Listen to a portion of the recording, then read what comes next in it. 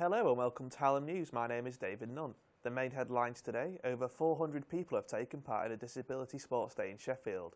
The event took place at the English Institute of Sport and aims to get disabled people active and involved in sport.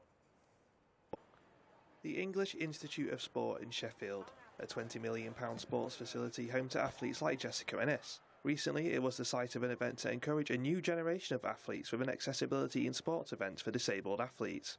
The idea of it is to give people an opportunity to try different sports and also find out where clubs might be happening and basically find out more about sport and physical activity and how they can get involved.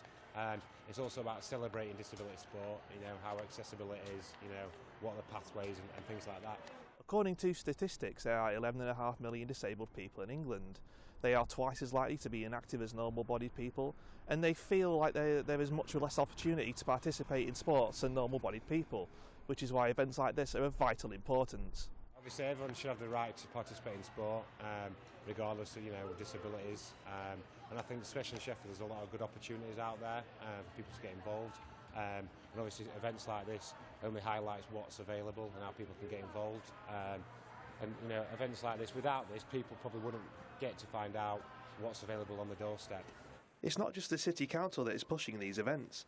Various charities that have received funding have also been trying to push Sheffield as a centre for disability sports. A way of celebrating the end of a project called Within Reach. So that was a charity that had got numerous pots of funding in over the last 13 years to develop disability sport across the city. So last year we ran an event similar to the size of this to sort of celebrate that charity's work over the last 13 years and showcase what's on offer.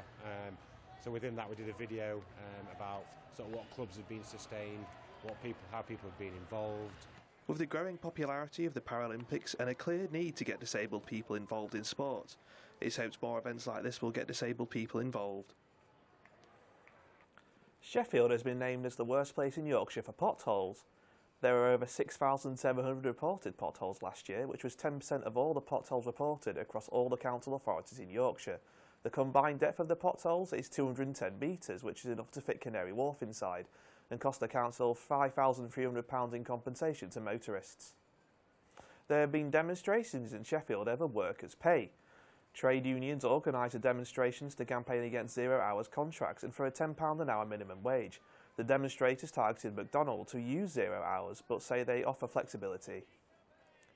A cafe owner says the opening of Sheffield's first cereal bar has been a huge success. The Cocoa Cereal Cafe on Charles Street is the first cereal bar in the city in South Yorkshire. It took 2 years for the cafe to open on the 4th of March after gaining planning permission in 2016.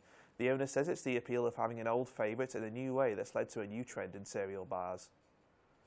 I suppose it's something, as you were kids and you're growing up and it's like your parents say you can't have this, you can't have this. This is that place where you can come and have whatever you want and nobody can tell you what to do. So it's just one of them. And plus you got all the cereals, normal cereals you won't get. You've got milks that you won't get. You mix everything up and have a cocktail.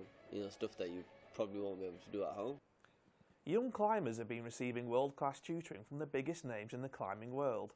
The Foundry set up a climbing academy for the best young climbers in the hope of creating new world champions. If you take South Yorkshire's best young climbers, the country's best climbing wall, and the world's best in their sport, you get something pretty special.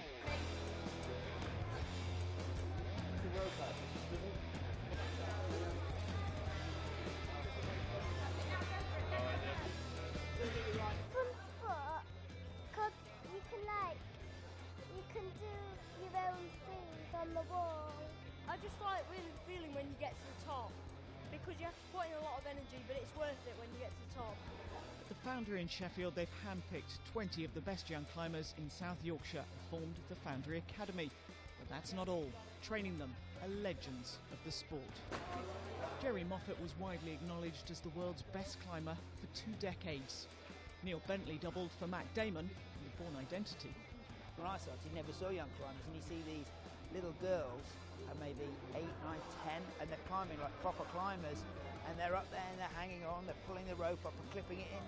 They just look like any other pro, but they're just young kids, so it's exciting to watch. It's just great to be able to pass on, the knowledge that I've accumulated over the last 25 years of climbing, and see these young lads you know, and the girls in here actually improve, you know, their own climbing. In the centre here and open outdoors on the crag as well. What's it like being taught by some of the world's best climbers? Brilliant. It's like the best thing. And what are they teaching you? Tactics and what to climb at and everything. I'm going to have a go now. It could take some time, so you might want to go make yourselves a cup of tea. I did it! It has to be said, I probably picked one of the easier walls, but I did it! I was very pleased with myself, but my efforts were put in the shade by these young climbing stars of the future. And that's all we have time for. Thank you for joining me on Hallam News and have a good evening.